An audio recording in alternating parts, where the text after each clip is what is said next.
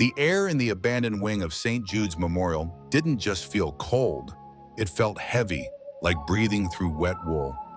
For Dr. Alicia Vance, the night shift was usually a battle against exhaustion and charting errors. But tonight, a misplaced file had brought her to the fourth floor. A wing shuttered in 1994 after a catastrophic fire. The hospital board kept it sealed, citing asbestos, but the staff whispered about something else.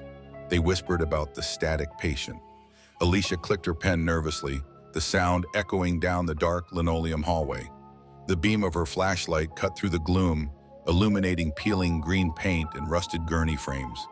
She found the records room, its heavy oak door groaning in protest as she pushed it open. As she searched the filing cabinets for her patient's missing history, a sound cut through the silence. Click, clack, click, clack. It was the distinct, rhythmic sound of an old mechanical typewriter. It was coming from the end of the hall, where room 412 lay in shadow. Alicia's heart hammered against her ribs. She froze, holding her breath, hoping it was just the ancient plumbing settling. But then the typing stopped, replaced by the low, agonizing sound of a raspy intake of air, followed by a wet, rattling cough. "Is someone there?" she called out, her voice trembling. No answer, only the return of the typing. Click, clack, click, clack, driven by a mix of professional obligation and pure, paralyzing dread. Alicia stepped out into the hallway. The temperature had plummeted. Her breath billowed in pale clouds before her. With every step toward room 412, the air grew thick with the smell of ozone and scorched flesh. She reached the doorway. The door was missing, leaving a gaping black maw. She raised her flashlight. The beam revealed a room stripped bare, except for a rusted iron bed frame in the center. Sitting on the edge of the mattress was a figure. It was wrapped tightly in yellow, decaying burn bandages from head to toe. The fabric was fused to the skin beneath in horrific patterns. The figure had no typewriter. Instead, its long, skeletal fingers were frantically tapping against its own exposed, charred thigh bone, making the click-clack sound against the calcified surface. The head snapped toward Alicia. Where the eyes should have been, there were only twin voids of absolute darkness, leaking a thick, black fluid. Alicia tried to scream, but her throat contracted into a tight knot. The bandaged entity stood up, its joints popping like dry twigs. It didn't walk. It glided across the floor, its movements jagged and unnatural, drifting toward her with impossible speed. She bolted. Her soft-soled nursing shoes squeaked frantically against the floor as she sprinted toward the heavy fire doors of the active wing. Behind her, the click-clack grew louder, faster, accompanied by the sound of wet, tearing bandages. She slammed her weight against the push bar of the fire door. It didn't budge. It was locked from the other side. Turning around, she backed against the metal door as the beam of her flashlight flickered and died. In the pitch blackness, the cold air enveloped her, smelling intensely of smoke. A freezing, wet hand wrapped around her ankle, and a raspy, collective whisper of 100 dying patients filled the dark. "We've been waiting for your shift to start, doctor." When the morning staff finally cut through the jammed fire door, they found the hallway completely empty, save for a single, pristine patient chart lying on the floor. Written across the top in charred, smoking ash was Alicia's name, marked with a time of admission, 3:14 a.m.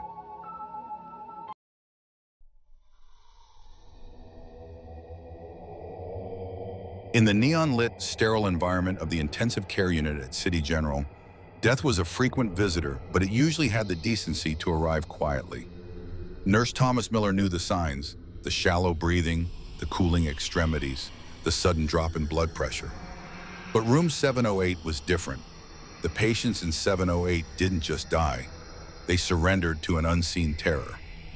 3 patients in a row had passed away in that room over the last month, all at exactly 12:03 a.m. Their cause of death was always listed as cardiac arrest, but Thomas couldn't ignore the look left on their faces. Eyes wide, jaws dropped in an eternal, silent shriek. Tonight, the room was occupied by Mr. Harrison, an elderly man recovering from routine surgery. He was stable, lucid, and joking with the staff just hours ago. But as midnight approached, the atmosphere in the ICU shifted. The gentle hum of the ventilators seemed to drop in pitch, turning into a low, vibrating drone that made Thomas's teeth ache. At 11:55 p.m., Thomas sat at the central nursing station, eyes glued to the cardiac monitor for room 708. Mr. Harrison's heart rate was perfectly steady at 72 beats per minute. Then the clock struck midnight. On the monitor, the heart rate line spiked sharply to 110, then 130, then 150. Thomas jumped up, grabbing an emergency crash cart, and rushed down the brightly lit corridor. As he approached room 708, he noticed the fluorescent lights overhead were flickering violently, buzzing like angry wasps. He pushed open the door and stopped dead in his tracks. Mr. Harrison was staring at the ceiling, his hands clutching the bed sheets with white-knuckled intensity. His chest was heaving, but he wasn't looking at empty space. Hovering directly above him, suspended from the ceiling tiles like a massive predatory spider, was a silhouette. It was a mass of shifting, oily shadows that seemed to drink the light around it. Long, needle-like appendages extended from the mass, pressing deeply into Mr. Harrison's temples and chest, draining the color from his skin. The entity had no face, yet Thomas could feel an intense, malicious gaze fixate on him as he entered. The air in the room became incredibly pressurized, popping Thomas's ears. The cardiac monitor let out a continuous, high-pitched whine as Mr. Harrison's heart flatlined. "Get away from him!" Thomas yelled, grabbing the defibrillator paddles from the cart, trying to force his trembling legs to move forward. The shadow creature slowly detached itself from the ceiling. It dropped to the floor with a heavy, wet thud, unfolding itself into a towering, gaunt figure that stood nearly 8 feet tall. Its limbs were disproportionately long, bent at impossible angles. It began to exhale a thick, gray fog that smelled of formaldehyde and stagnant water. The creature took a step toward Thomas. As it moved, the digital readouts on the medical equipment scrambled into chaotic, unreadable symbols. Thomas tried to back away, but his feet felt rooted to the floor, heavy as lead. The shadow reached out a long, multi-jointed finger, touching Thomas lightly on the chest. An icy shock plunged straight through his sternum, freezing the blood in his veins. Thomas fell to his knees, his vision tunneling into blackness. He could feel his own heart stuttering, struggling to find its rhythm against the supernatural chill. Through the fog of his fading consciousness, he saw the creature lean down, its featureless face inches from his own. A voice echoed directly inside his brain, cold and dry as dust. "A soul for a soul, nurse. You shouldn't have interrupted the harvest." The next morning, the day shift found Thomas slumped against the crash cart outside room 708. He was alive, but his hair had turned entirely white, and his eyes stared blankly ahead, unblinking. He never spoke another word. And in room 708, the clock on the wall remains permanently stopped at 12:03.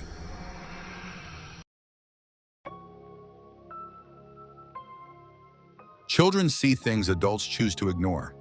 At the Children's Hospital of the Sacred Heart, the overnight staff were used to imaginary friends. Kids talked to the Blue Lady or the Toy Boy.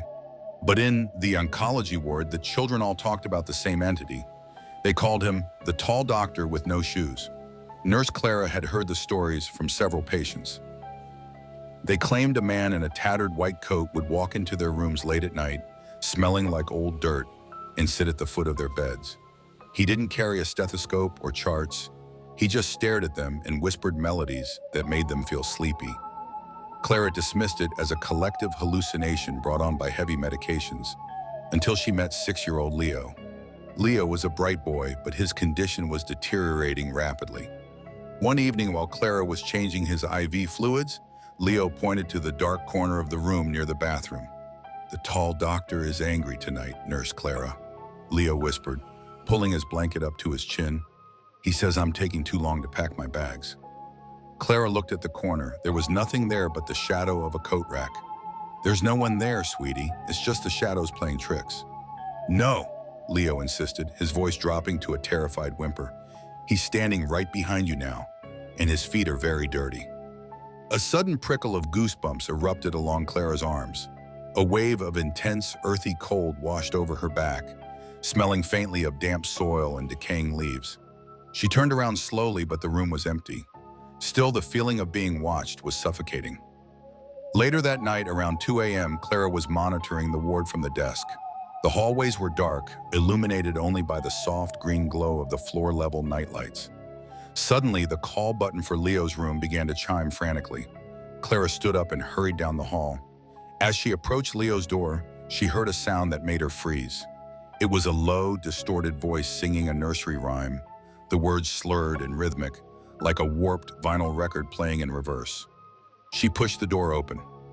The curtains around Leo's bed were drawn, but a strange, pale luminescence was glowing from behind them. Clara pulled the curtain back with a sharp jerk. Leo was sitting upright in bed, his eyes glassy and vacant. Standing over him was a terrifyingly tall, skeletal figure, wearing a filthy, blood-stained lab coat. Its skin was the color of bruised parchment, stretched tightly over bone. Its legs extended down to the floor, ending in bare, mangled feet caked in dark, wet earth. The entity's face was a nightmare of deformity. Its jaw was unhinged, hanging loosely against its chest, and its elongated fingers were gently caressing Leo's hair. "Step away from the child," Clara screamed, her instincts overriding her terror. She lunged forward to grab Leo. The entity snapped its head toward her. Its jaw clicked back into place with a sickening crunch, and it let out a deafening, metallic screech that shattered the glass vials on the bedside table. The force of the sound threw Clara backward against the wall, her head striking the drywall hard. Dazed, with blood trickling down her neck, Clara watched in horror as the entity leaned down and blew a cold gray mist into Leo's mouth. The boy's body relaxed, his eyes closing as his head fell back against the pillow. The cardiac monitor began its long, continuous flatline tone. The tall doctor turned back to Clara. It placed a single, filthy finger against its lipless mouth in a shh gesture. Then it stepped backward into the shadows of the bathroom and vanished completely, leaving behind only two muddy footprints on the sterile floor tiles. Medical personnel rushed into the room, responding to the alarm, but their efforts to revive Leo were futile. Clara resigned the next day. She moved away from the city, but she could never escape the nightmare. Every night when the room grows quiet, she can still hear that low, distorted nursery rhyme drifting from the dark corners of her bedroom, and she knows sooner or later the doctor will come to check on her too.